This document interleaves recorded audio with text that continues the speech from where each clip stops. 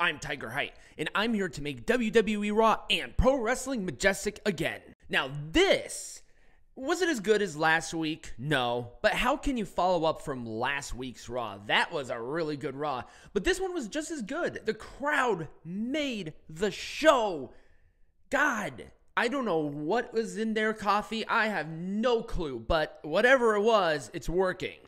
And I think every crowd should look at how this crowd reacted to everything. It just made the show better. But let's get into it. So we kicked off with Drew McIntyre having an absolute moan about losing to Rollins. But instead of blaming himself, he kind of did. Because he said he got a little overzealous and Rollins' foot got on the ropes, which it did. And I think his crazy ass pin is definitely worth it. But then he turns it around and says that he needs to focus on himself. Now the question there is, focus on what? Maybe don't be overzealous? This pseudo heel turn has gone on for way too long. Either make him a heel or make him not a heel. Now, he also brought up CM Punk, which brought out CM Punk. So CM Punk struts out there and gets right in his face. And here's the great thing about this promo too. These two went at each other hard. I'm talking hard. And it was good. Great emotion, good stuff all the way around. Bringing up the pandemic, bringing up CM Punk leaving. And it looks like this is going to be the program at the very least to Elimination Chamber. Or at least in between, which is great. So this whole promo, from both of them, it gets a full thumbs up from me. Up next was Finn Balor taking on Tommaso Ciampa. DIY really expressed that they really want this tag team title shot, but Judgment Day's like, meh, not gonna do that. But they might have to reconsider because Tommaso won. And of all the matches, I think this match in particular had the least crowd reaction, and the crowd was still pretty hot for this, even for DIY. And people out there complaining that DIY isn't getting any reaction. Well, I think this is gonna be a little bit different. It was the help of Johnny Gargano for Tommaso to win, but hey, guess what? A win is a win. But the match itself was fine, and DIY are picking up wins left and right, and I think they're taking on JD and Dom next week, so another title thing there. Sure, why not? I'm gonna go with it. Full thumbs up. So up next was Kofi Kingston and Ludwig Kaiser. This was awesome, based on a situation that wasn't. Obviously, they brought up the stuff with Giovanni Vinci. And yeah, I complained about that before. And I still have somewhat of a problem of taking advantage of a very serious injury here. But the person is not involved directly. Giovanni is out. And with Ludwig, he showed an aggression here. It was a double countout. They continued to fight. And finally, Ludwig got the advantage, hitting Kofi a couple of times in the head, basically knocking him through a loop. It was kayfabe, so, I'm kind of on the fence about it. But then Gunther is coming back next week. I'm going to assume that they're bringing him back a little early because of what happened, but how is he going to be involved here with Kofi? Xavier and Big E are still out. I don't know.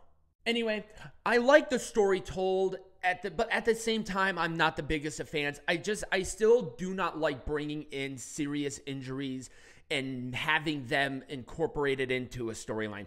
It's just off, but I think the aggression from Ludwig, at least to me, is somewhat better. So, Orange Cassidy thumbs up. Why not? So up next was Nia Jax, putting herself in the Women's Royal Rumble and saying that she's going on to win the Women's World Champion. And she said that specifically. Out comes Rhea Ripley. Rhea Ripley is basically a pseudo babyface because everyone's calling her mommy. It was loud. And in this rivalry, do you really think Nia Jax is going to be a babyface? Decent back and forth. Nia's getting better at promo. God bless it took that long. You know what? Better late than never, right? Anyway, the problem is that if Nia does not win, all of this boasting is going to be for naught. Just remember, you don't have to win the Royal Rumble to go for this title.